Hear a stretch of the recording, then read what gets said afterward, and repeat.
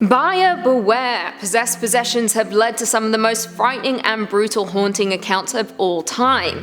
These haunted relics are said to bring terror, torment, injuries, and even death to those who dare possess them. Some of these items are so dangerous they need to be locked away in order to protect the world from the evil entities that inhabit them.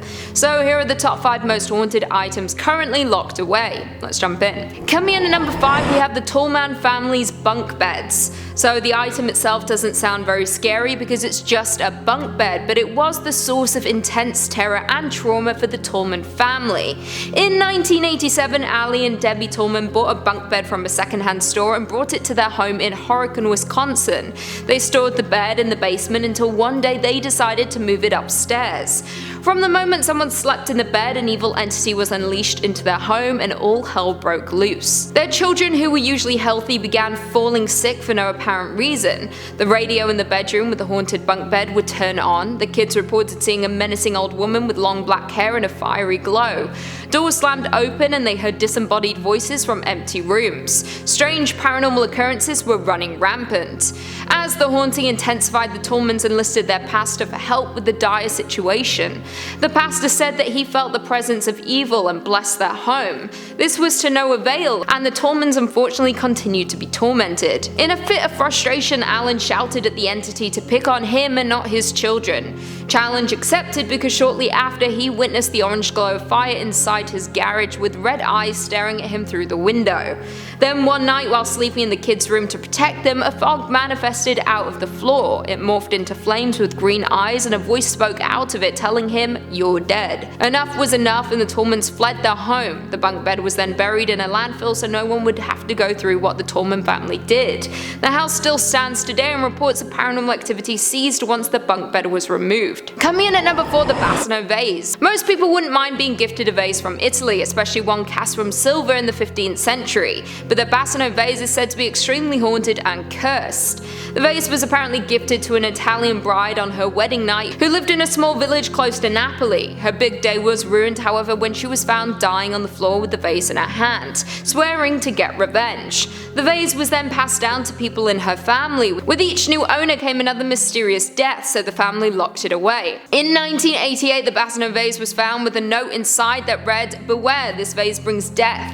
Ignoring the warning, the vase was then sold at an auction. 3 months later, the new owner was dead. The owner after that died 2 months later. After a string of mysterious deaths, the police decided to bury the vase somewhere no one would find it. It's said to still be hidden away even today. Whether the vase was cursed or it's the angry spirit of the bride, that's up for debate. All I know is that I'm glad this haunted relic is no longer in circulation. Coming in at number 3, Robert the Doll. Residing behind a glass barrier in a Florida museum is Robert the Doll. This little guy is one of the most haunted dolls in the world, and I think we can all agree that he's absolutely terrifying. While his little sailor outfit is cute, his worn and torn face is something only a mother could love. He's so haunted that he's said to cause car accidents, broken bones, divorces, and a plethora of other misfortunes. If you dare disrespect the doll by taking its picture without permission, he will curse you. This is why his exhibit is littered with letters from people begging for forgiveness. But before the century-old doll was confined to a life behind a protected barrier, he belonged to Robert Eugene Otto, who went by the name Gene. Gene's grandfather bought him the doll in Germany and the pair were inseparable. Strange things started happening. Gene began having full-blown conversations with the doll. Many nights the family would be woken up by his screams, only to find a frightened Gene surrounded by overturned furniture and scattered toys. He insisted that Robert did it. Things would move around the house and stuff would break. Again, Gene insisted that Robert did it. His parents were skeptical but also unnerved by the strange events going on in the house. Even people who passed by the Otto house in Key West, Florida, claimed to see the doll peering out the window at them. Although Robert the Doll is now locked away in a museum, his apparent ability to curse people is still strong as ever. Those brave enough to visit him are urged to be careful or else they might find themselves cursed by the haunted doll. Coming in at number 2, we have Dybbuk box. Known as the most haunted object in the world, this vintage wine cabinet is locked in a glass box at Zach Bagans' Haunted Museum. In fact, you have to be over 18 and sign a waiver just to set eyes on it. In Jewish folklore, a Dybbuk is a malicious spirit with the ability to possess living people and use them for evil. These spirits can be trapped inside of a box to prevent this, which is why the Dybbuk box is supposedly home to an evil entity. The Dybbuk box was listed on eBay several years ago and it became a sensation. The seller, Kevin Manis, claimed to have purchased it from the estate of a woman who survived a World War II concentration camp. The woman's granddaughter, who was absolutely terrified of the box, warned him that her grandmother said it held the spirit of a Dybbuk. Following his purchase, Kevin experienced a series of terrifying unexplained events. He would have nightmares of an old hag who would brutally attack him and then wake up covered in bruises. His mother also apparently suffered a stroke after opening the Dybbuk box. He decided to get rid of it for obvious reasons, and it eventually ended up in the hands of Zach Bagans for his museum. Museum goers can look at the Dybbuk box but can't touch it, and for good reasons. Post Malone did a private tour of the museum with Zach and found himself cursed by the evil spirit. Zach removed the protective glass around the haunted wine cabinet and decided to place his hands directly on it. Post Malone then touched Zach's shoulder, and that's all it took. In less than a month, his private jet was forced to make an emergency landing, his house was broken into by armed robbers, and then he got into a car accident. Safe to say that is one haunted relic that should stay locked away forever. And finally, in at number 1 we have Annabelle. In the number 1 spot is a doll so haunted, so notorious, and so creepy that she's had 3 horror movies made about her. The real Annabelle isn't actually a wide-eyed porcelain doll, but an innocent-looking Raggedy Ann who lives at Ed and Lorraine Warren's occult museum.